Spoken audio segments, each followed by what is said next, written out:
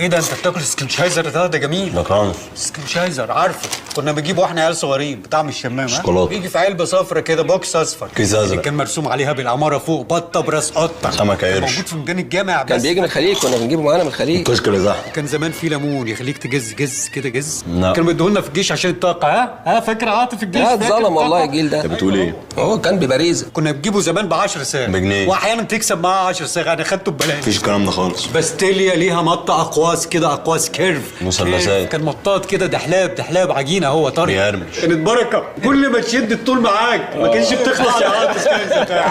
كان يجي معاه نحله ببزوز كده، نحله ببزوز كده اللي اخضر. تلف دي. مفيش محل بس الايام كانت حلوه، الناس كانت حلوه، الحاجه كان ليها طعم يا عاطف، كان فيها بركه. كانت السكنشايزر واحده بس تجمعنا كلنا. الحاجات الحلوه بتاعت زمان دي انتهت. النهارده في كرانش، مثلثات بتقرمش جواها شوكولاته، بندق، فانيليا، موز. احنا في زمن كرانش.